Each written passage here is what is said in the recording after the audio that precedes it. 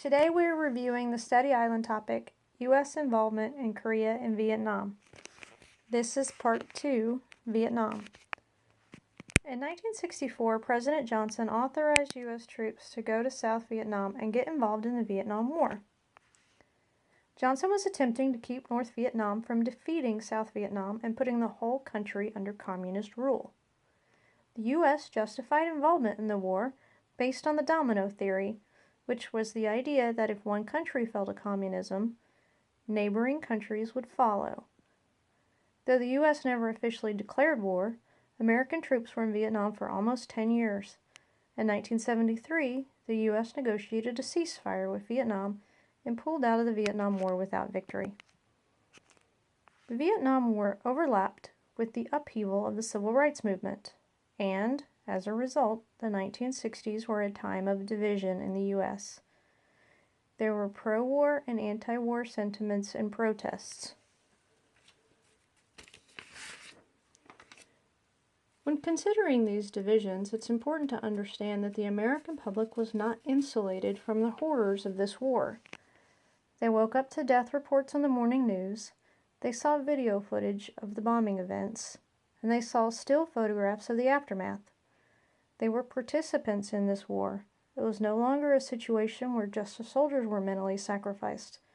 The American public was forced to face the horrors of war. Now I'm going to go through a timeline of Vietnam War events that will be on your state test.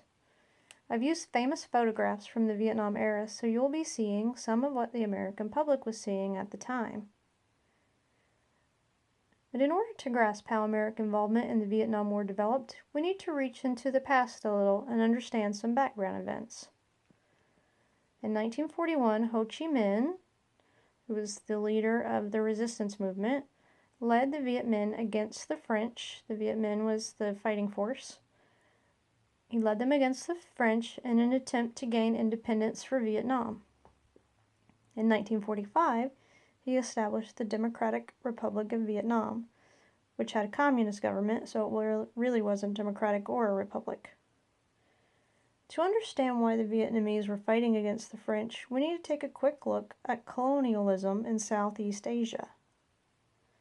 As a reminder, colonialism is the practice of one country taking control of another country for the purpose of sending its citizens to settle there and or to exploit the country for its resources.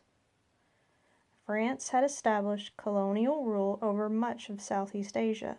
You can see the little French flags on this map for their areas, and Great Britain established colonial rule over other parts of Southeast Asia. You can see the little British flag here.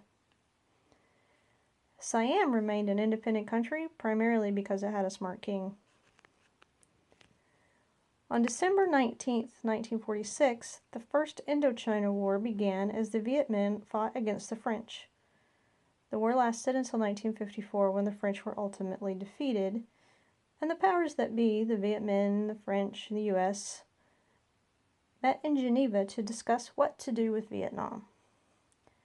They decided the country would be split at the 17th parallel, and the Viet Minh would get the northern half, while the French would keep the southern half.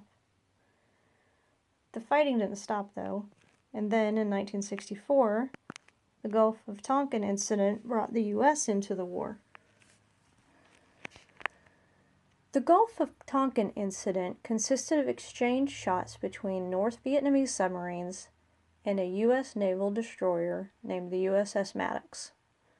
There were supposedly two separate attacks, although there's now evidence in the form of declassified documents that show the second attack by the North Vietnamese was misrepresented by U.S. officials, probably because some of the people in charge at the time wanted America to enter this war.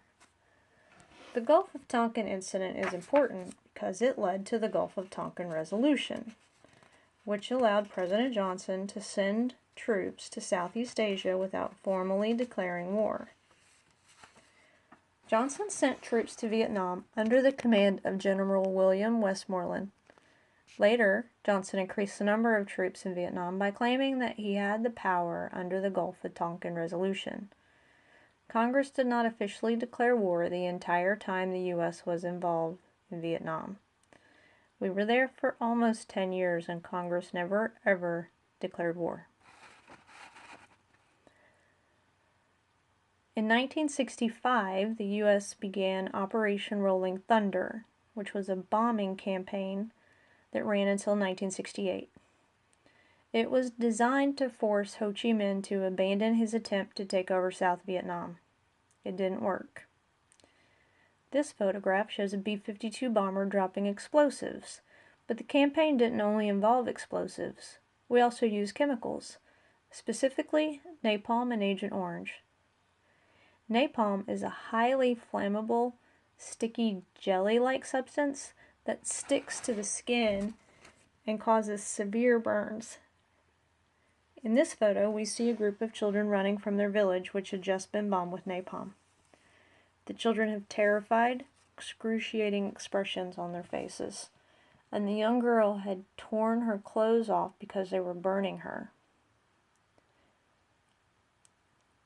Agent Orange is a defoliant chemical. It was used to eliminate forest cover for the North Vietnamese army. It's highly toxic and has several diseases associated with it, such as cancers like leukemia, Hodgkin's disease, and multiple myeloma. Remember earlier in the Korea, I think it was the Korea lesson, when I said a nation sacrifices its soldiers? Well, these diseases have been contracted not only by the Vietnamese people, but also American veterans who fought in Vietnam. So the Viet Cong is another group that you need to know for your state test. They were also known as the National Front for the Liberation of South Vietnam. These were a group of communist guerrillas who fought in South Vietnam in support of the North Vietnamese. They used guerrilla warfare, which is a type of warfare in which a small group of combatants use hit-and-run techniques. They ambush the enemy or they run raids against the enemy, and because they're fighting against a larger, more powerful force. During the Vietnamese New Year, known as Tet, the Viet Cong started an attack that aimed to topple the South Vietnamese government. This event became known as the Tet Offensive. Though the Viet Cong did not succeed at their intended goal, they proved that they would not be easily defeated. American support for the war declined as a result of the offensive, since many Americans remained unconvinced that the U.S. had scored a major victory against the Viet Cong.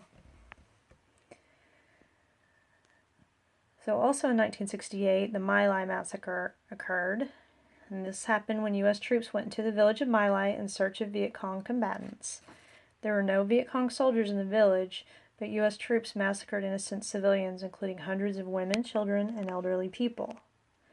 When Americans at home found out about this incident, they were outraged, and American support for U.S. involvement in Vietnam declined. PBS has an American experience film on this topic called My Lai. The film won a Peabody Award in 2010.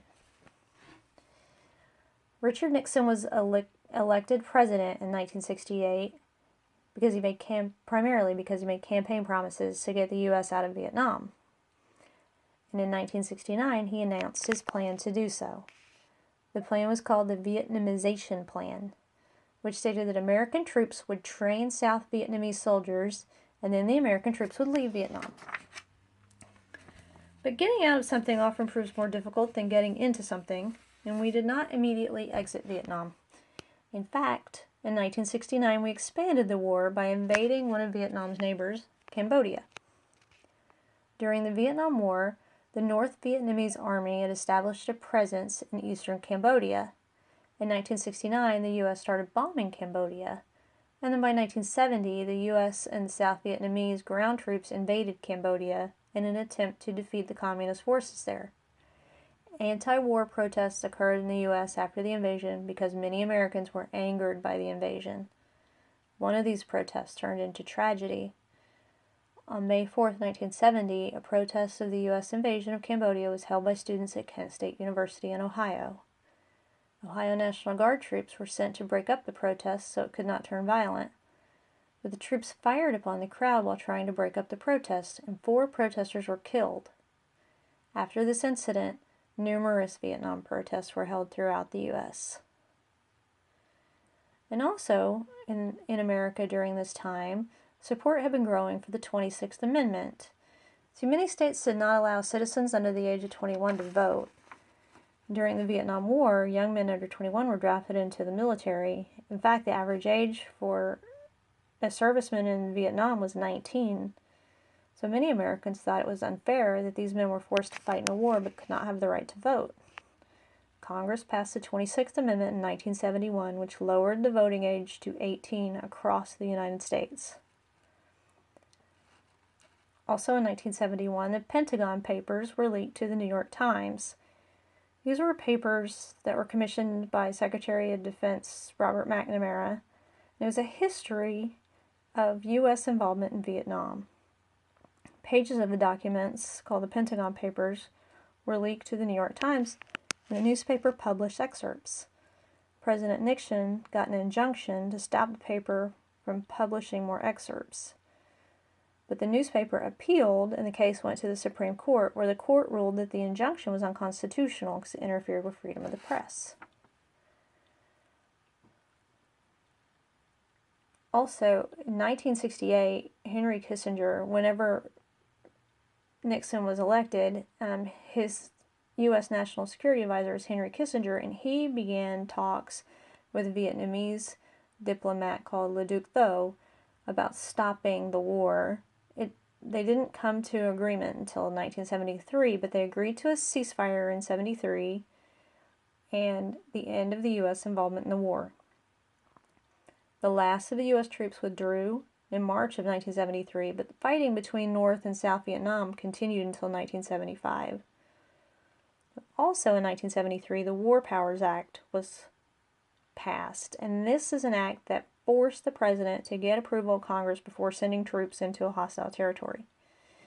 This piece of legislation restricted the president's power to send troops into foreign countries, instead requiring the president to get congressional approval, which in theory means that the president then has the approval of the people because the people elect their representatives in Congress.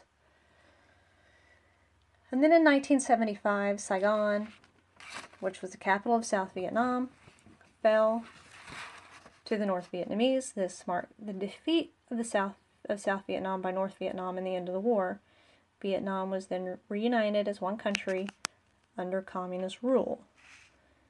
PBS has another American experience film called Last Days in Vietnam that covers the exit in 1975, and there's a photo that was on this slide that covered the exit as well. That is the end of our lesson on Vietnam. Good luck on your state test.